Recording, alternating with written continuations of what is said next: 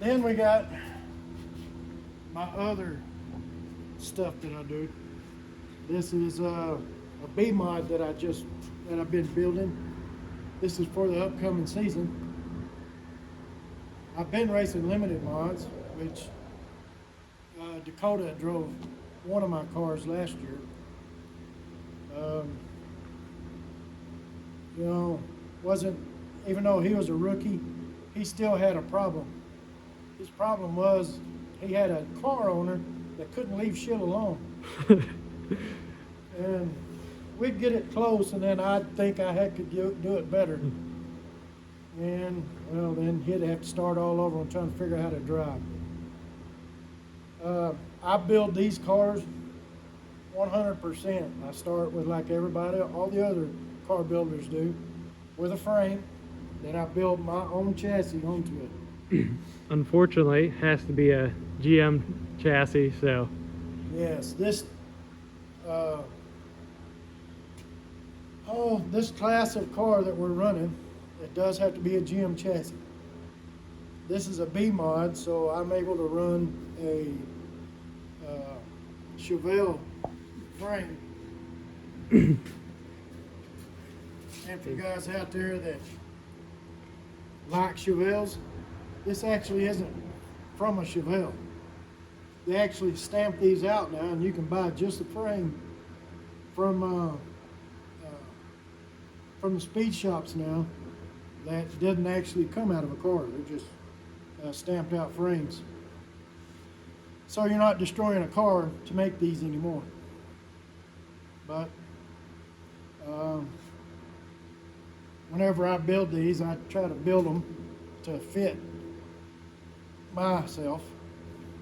Which, if I can make it fit me, then it'll fit anybody else. And because I am the person I am, I don't like to go out and just buy stuff like a lot of other people do. Like, say for instance, the pull bar bracket and the shock bracket on top of the rear end. I could have just went down and bought one like everybody else, but I do things like that because I want to learn on how all these work. You know, and who knows, might accidentally figure out something that nobody else knows. It hasn't happened yet, but it could. You just gotta put your imagination to the test. And there's some things that I do different that I don't see many or anybody else doing. And one of them is running a Mopar engine. Now back to where we was before we stopped for pull the hood. Now one of the things I like to do different than a lot of these other circle trackers is I like to run a Mopar engine. I'm Mopar through and through, kind of like Dakota is, except I take mine a little further. I run all Mopar drivetrain as far as what I'm allowed to. I'll run the engine and transmission both. In limited mod and sport mod, we can't run a Dodge rear end. So, like in sport mod, we run 7.5 GM, and then in limited, you can run the 7.5 or the quick change. You can run a 9-inch too. Oh, and you can run the 7.5, 9-inch, or a quick change in the USRA limited mods. This is a B mod, so B mod is basically a modified that is with a cheaper version engine. This is a cast iron headed 500 CFM 2-barrel, and that's what you're allowed on the B mods. Now in the B mods, you can't run the HD or XD Holley carburetors. It's got to be the what is that, 4130, is it? No. 4012s. Yeah, something like that. 4012. Yeah, Probably says on it somewhere, but yeah, I think it's something 12. I know it's yeah, it's like the 4012s. yeah. But anyway, and one year I kind of got into it with a tech guy with USRA because of the ignition system I was running, which I was running the MSD billet distributor with MSD ignition, which was legal for IMCA, but USRA guys didn't like it. So they said I had to switch to either an HEI or a go back to all the way to a factory setup, which there's nothing wrong with a factory. But the HEI is just very simple. I don't like the idea of running a Chevrolet-based performance product on my Mopar, but if you have to break it all down, I've got a whole lot of Chevrolet in this engine. Yeah. In my engines on 360s. I have learned over the years that I can run a factory push rod, a factory Chevrolet rocker arm with guide plates, and I'm running a factory, well, it's not a factory Chevrolet valve, it's a Chevy valve plus 100 thousandths on the length of the stem. The reason I do that is so that it'll fit in the heads, and it allows me over 550 lift camshafts, which, in my opinion, you don't need over 550 on a limited because you're only trying to push it through a 500 CFM two-burner. And this is Magnum block, Magnum heads, right? Or is it LA Magnum block? block with the Engine Quest. Engine Quest Magnum, basically a Magnum, a rebuilt Magnum head. That's what it is. And you got 7/16 screw-in studs in it too. I run the Chevrolet screw-in studs. I also went from the stock 8mm stemmed valves to 11/32 stem valve, and that was only because out of the first years that I started this, trying this all out, I was breaking the stems on the stock stem valves. That's the only reason I changed. Other people may not have the same issue, but I did, so that's why I switched it up. Plus, buying Chevrolet stuff, if you're a real Mopar guy, you know that buying Chevrolet stuff is cheaper than buying a Mopar. Seems like all you have to do is add a Mopar name to the same part, and it becomes automatically more expensive. But since I'm buying the Chevrolet stuff, I'm not paying the price. And that's a big reason why I did it. Now, some people may think it doesn't work, but I've been doing this for years on these engines. And me personally, I'll twist them 7,000 RPMs, and I don't have an issue, not one. I don't even have to run the overhead that often. The overhead and all that stuff works well. The geometry seems to be really good. So You're running 1/6 rockers too. I'm running the 1/6s, and that's because running the stock Chevrolet push rod and all that, the geometry angle of the rocker arm, you have to run the 1/6s, or it sits on the back side of the stem instead of the front side. Which, whenever you put a 500 lift cam on it, it'll almost roll the 1.5 off of the stem, whereas the 1/6s will stay in the center. Then that's a Wyen intake. We can either run factory intakes, the Wyen, which is, what's that, 822? 8022, I think? I'm not sure what the number is. I think they're an 8022, and then the Edelbrock that we can run is a 2701, which is a 318 port size one. And the plenum volume's not as big. I have one of those intakes also, but I'm gonna end up buying one of these. And in IMCA, we have to run an HEI distributor, no matter if you're Ford, Chevy, GM. They switched that over? Yeah, we have to now. I know back whenever I first started running the HEIs, it was an option. You could run the MSD, but, well, there wasn't no buts to it. You could run the MSD, but I switched to the HEI just because it's so much easier. There's also an older Edelbrock intake that's out there that has IMCA Racing stamped into it. It's not technically legal, but if you could find one, it says IMCA on it. So, well, there's also one that's legal that is called a Torper 340, and it is, I can't remember what the number is off my head, but I've got one of those, and I don't want to say a whole lot about it because I don't want it banned. Because, to be honest with you, it is an awesome intake.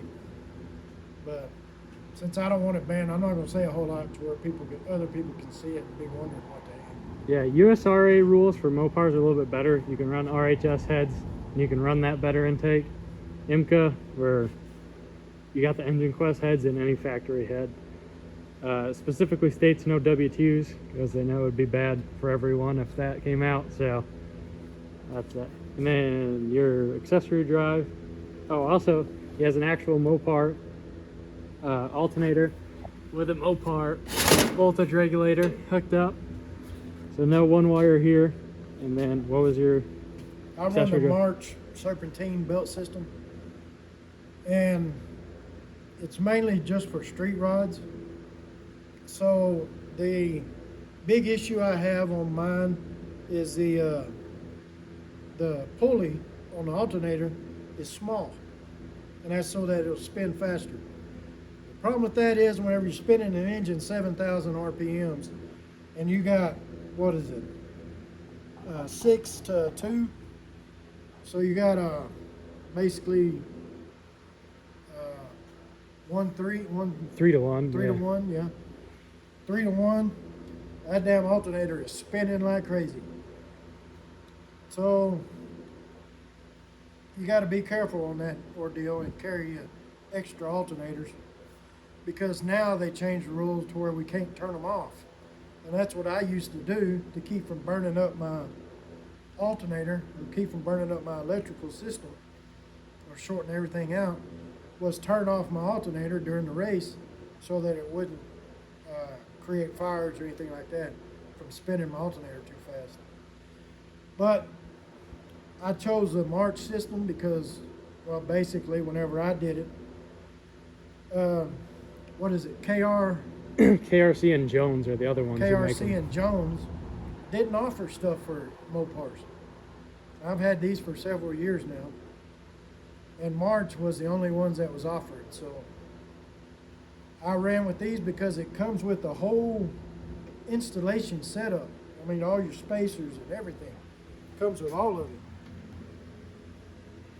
So it just makes it so much easier to run this system than it would be to try to mix Chevrolet and all that together. And then you said before you ran a performance water pump and you'd get it hot because it was pushing out too much water. I went through a period where I was trying all kinds of stuff because my engines were getting hot.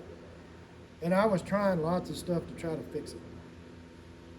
I even went in and I drilled and tapped my covers here, my timing chain cover, and rerouted water coolant back to the back of the block, trying to change up the circulation of my water to get it cooler. None of that seemed to work. So then I went and I was running a 4-blade, so I stepped up to the 7-blade fan, and that seemed to help quite a bit, but it still would get hot. So then I made me a neck that I could take bushings, pipe bushings, and swap out the size to try to figure out what size opening I needed to get it to cool. Didn't seem like anything was working. Everything seemed to help a little, but I still wasn't able to quite make it a full race without it getting hot. So then one day I decided I would just try the water pump, and I had put an aftermarket water pump, high performance water pump on it. And the problem with the aftermarket high performance water pump is that it flows too much water. It moves it too fast. Even with a triple pass radiator, it would still move the water too fast. So I'd learned this whenever I'd put the stock water pump back on, and then the engine started cooling better. So the performance water pump is great for the street whenever you're not always high RPMs. But whenever you're running high RPMs for the whole race, you got to have something that'll slow it down, because then it will just keep getting hotter and hotter and hotter. During caution laps, the engine would cool down, but there was no guarantee you'd have caution laps on every race. So luckily I found that problem. I found that solution before I wrecked an engine. And there's just little things that Mopar guys have to learn, because there's not a whole lot of, I don't know if it'd be communication or just people don't know. They don't experiment. Well, and circle track stuff's pretty hush hush. A lot of people don't like to talk about their setup because a lot of people like to push the rules on certain things. So a lot of people just don't talk about stuff, and especially when you're running an oddball like a Mopar or like a Ford, like that information isn't everywhere. I mean, there's been millions of Chevy dirt track cars, so everyone's figured everything out about them by now. Well, on my case, I want there to be more Mopars. So if I could tell people something that would help them make a decision on whether or not, if they wanted to run a Mopar, I'll tell them whatever information I have. That's kind of the whole reason doing the YouTube thing is, the more people that there is, the more Mopar stuff they're going to make. So it only benefits us by getting all this information out there and more people running it.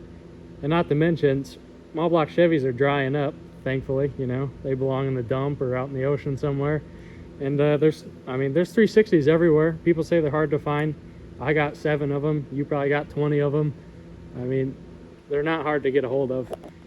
And you want to go over your engine combination, like just what you got in?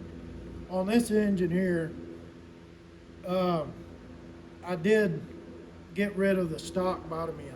I used to run completely stock bottom ends. And in fact, that engine over there that's up underneath that white rag, that engine I ran it for 4 years with a stock bottom end on it.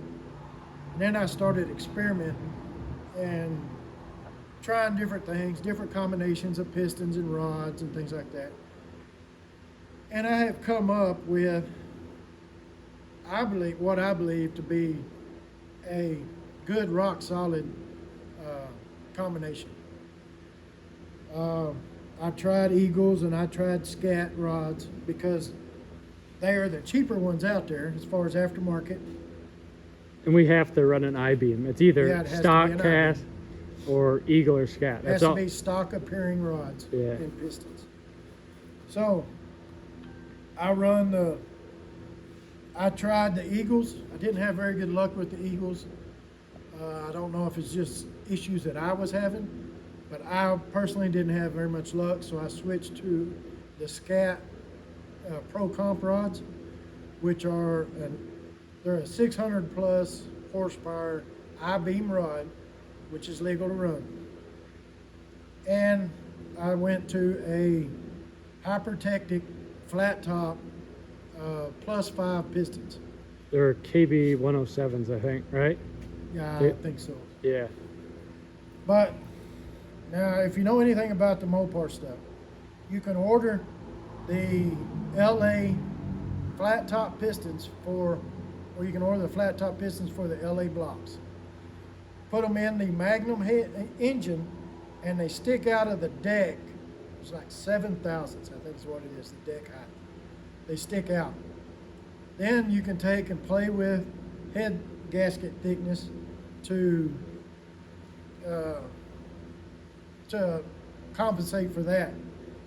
Now, I like to be able to run the most compression that I can and stay within legal limits, which is 175 cranking amps. Yeah, we don't have a Cranking compression rule. It's just cranking pressure. Yeah, it's cranking pressure. But you can also kind of work that with your camshaft as well. Yeah. But so the combination that I am running is not actually a +5. It is more like, I don't know for a fact, but I'm thinking it's more like, say like a -2, something like that around there, because of the fact that the piston does come out past the block. Now, you got to be careful because on the EQ heads, the part of the head, they are a closed chambered head with only 62 cc. Is it 62 cc? I think 62, yeah. It's a 62 cc chamber head, which is a closed chambered head. It's not like the older LAs where you had an open chamber. I think they're like 70 something cc's, the older LA stuff. 78s. I think somewhere around there. But anyway, so you gotta work with your head gasket thickness, which running a higher compression, you need to run a multi-layer steel gasket anyway.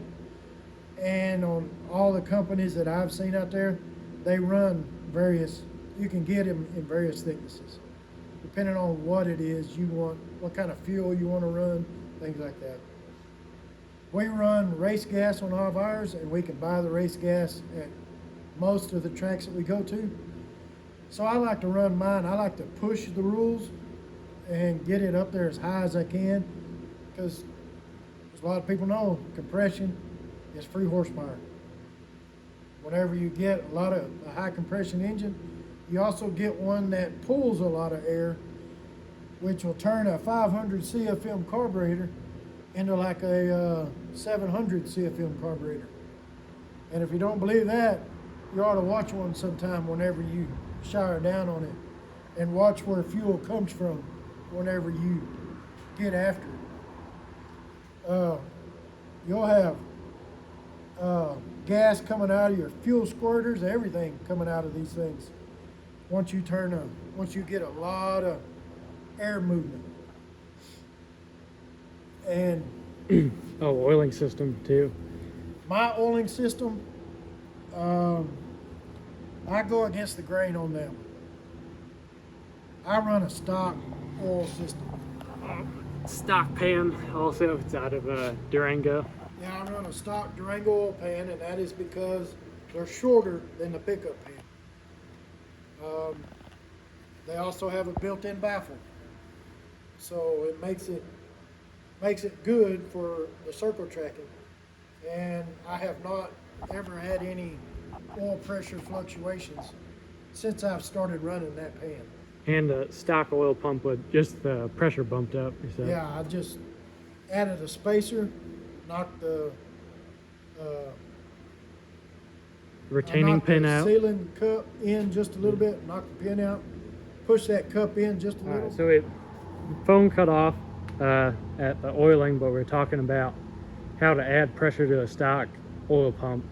You pull the pin out, space it, push it in, put something there behind it, and then that doesn't, like, it stiffens up the spring in the stock pump. Yeah, and that's all your aftermarket oil pumps. Trying to find an aftermarket oil pump right now is hard, but they do offer the spring kits to where you can change the spring out to increase the oil pressure on your factory oil pump. Yeah, because I was just looking the other day, and the only options now are high volume or stock volume. There's no high pressure option. Correct, and one reason why is because it's just so simple just to turn your stock pump into a high pressure pump. Do you And have on your high volume pumps, they're they're the same dimensions. They just add one more rotor inside the pump. No, the high volumes are taller. If you put Well, them side by some of side, them are, but if you go to, This- I've got the- some here.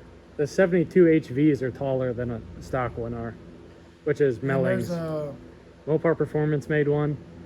and I don't know which one it is I've got, but instead of it being just a 4-rotor Yeah, pump, it's got 5 rotors inside. yeah, I've never seen it. All the ones I've had have just been the taller 72 HVs from Melling. So we got that part. There's some more information.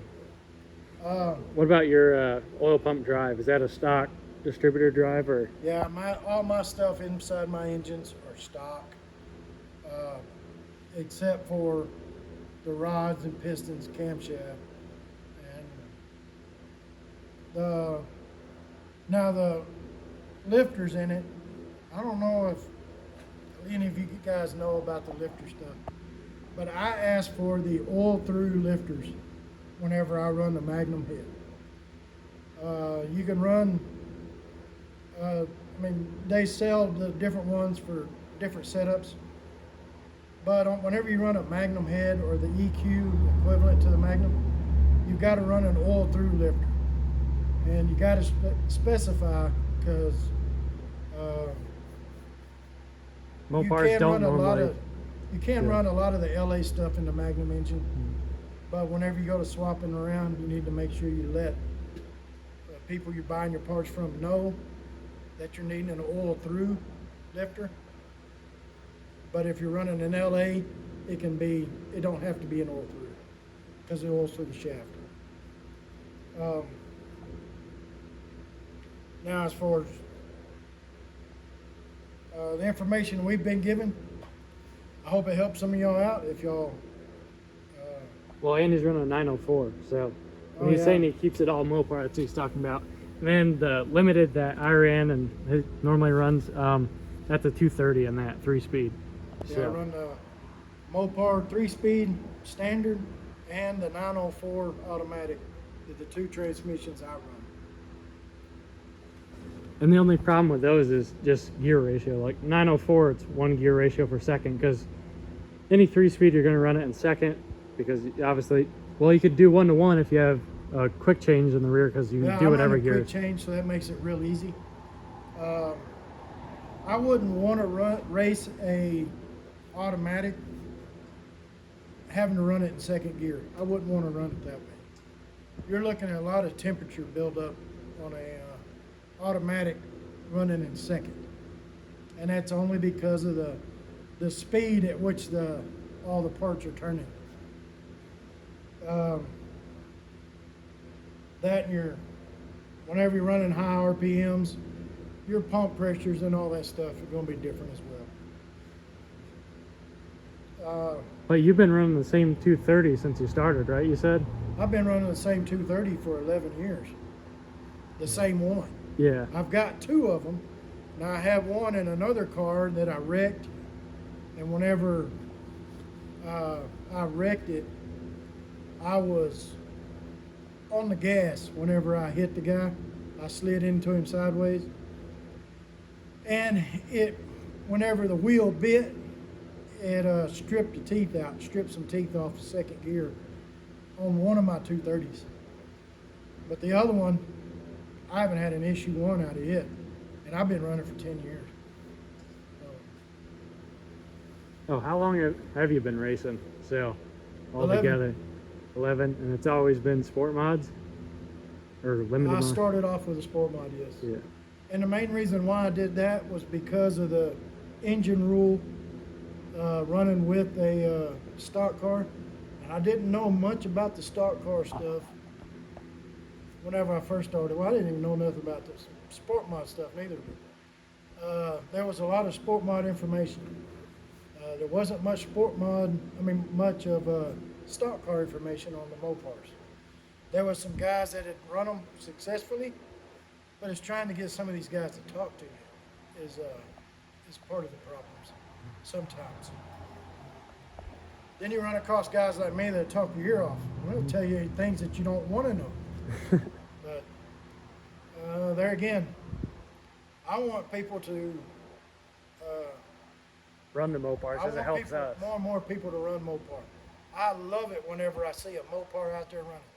Even if I'm running against you, I'm going to come over and help you make yours better if I can, because I want you to beat the Chevrolets. Even if I'm not. If you have the ability to do it, I'll help you any way I can. Yeah, like I know I can tell you any Mopar that's ever ran dirt track that I've ever seen. I remember there's a Duster at Boyd this year. There's two Challengers at Boyd and iStock. Well, just Challenger bodies because those are another GM chassis. But the one kid, he won at Kennedale with it, and that's a very premier class. A lot of good guys run that, and he won there at Kennedale. There's a guy at Lawton who had a modified, and then I think that's about it, right, for this year? Yeah, there's not that many.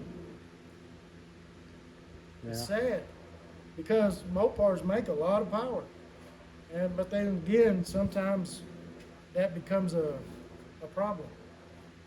Not only do you have to make good power, but you got to make the power work with the chassis that you're in. And I believe on a Mopar, it's easy to overpower, to make one of these too powerful for some classes. Well, I mean, and you just got to look at these tires. This is an 8-inch tire, Yeah, an and 8-inch tire.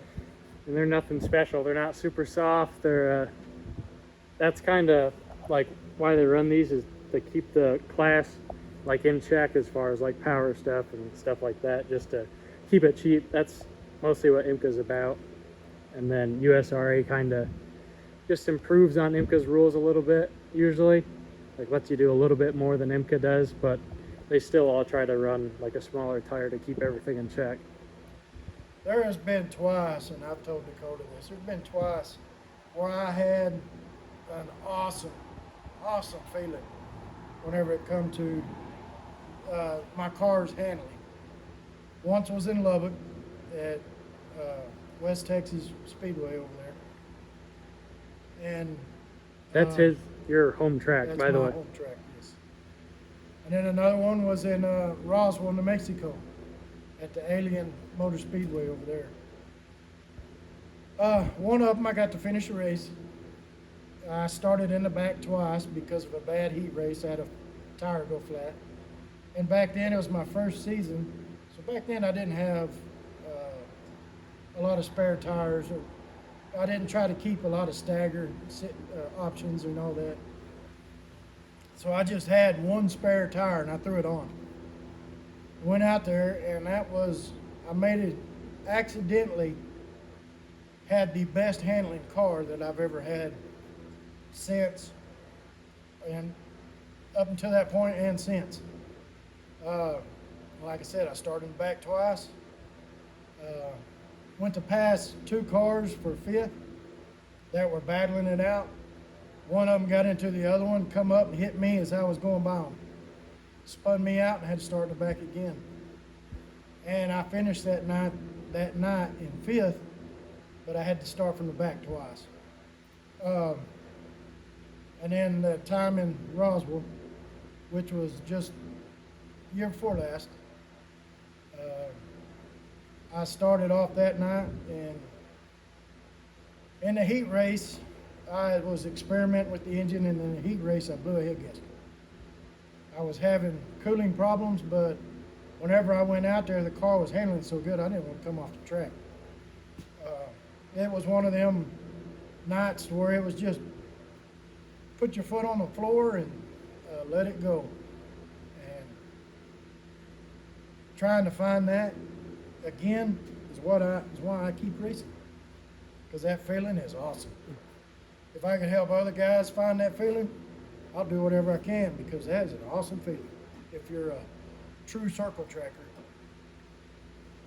And not to mention, circle tracks just dying all around. There's tracks closing left and right, so the more people we can get in the sport, hopefully it'll be around for our kids to enjoy and their kids, and just try to keep it going as long as we can. Yeah, and if we get more makes of engines and things like that involved, then that that just brings more people to the track. Right now, you got to be honest. Right now, it is all geared towards Chevrolet. And for some sanctions, I think they prefer that. I don't think they want really anything else. It just makes it easier for them because then they don't got to make extra rules, and Yeah, they don't got to try write a keep rule up. package for one person who shows up every once in a while. So Correct. But you open it up to more manufacturers of different engines, then you just increase your car counts, which will help tracks stay open, because whenever you increase your car counts, you get more people in the stands, which brings the tracks more money. yeah, because And- there's what, two Fords. There's one guy at Lubbock who runs is it iStock or street stock that runs it, that it's like Bolensky or something, I think. Yeah, I don't remember. He's got that Ford Mustang. Yeah. And then there's that guy in Lawton who had a Limited that was a Ford. So there's only 2 Fords, so they're seeing even less Fords than there is Mopars out there. So Yeah. And then you get some guys that start off with one and switch. And that's mainly because they don't want to try to figure it out. I mean, you got so many people running a Chevrolet that the information is abundant. well, there's also a Chevy Circle Track engine builder in every major city too, where you can just go buy one. You don't got to do anything. You bolt the thing in. Or a lot of people run crates too. You just bolt it in, nothing to it. But Yeah, and finding a crate engine in like a Mopar is not the easiest thing. And if you do find one, you're going to spend a lot of money on it. it probably won't fit the rules either if Yeah. you're finding one. And that's because Mopar doesn't cater to dirt track, except for in like your midget classes or your Sprint sprint cars. classes. And they haven't done that in 10 years or 15 years or whatever that is now. Yeah. For me, I'm a diehard Mopar, so I'm gonna run Mopar no matter what. Yeah, so if you're watching this and you like Mopars, you race a Mopar, get a hold of me. We can do a video like this. Probably won't be in person, over the phone more than likely, but anywhere in the country, anywhere in the world, if you run a Mopar, get a hold of me and we'll film it. Thanks for watching, guys. Tell them bye, Forrest. Y'all have a good one.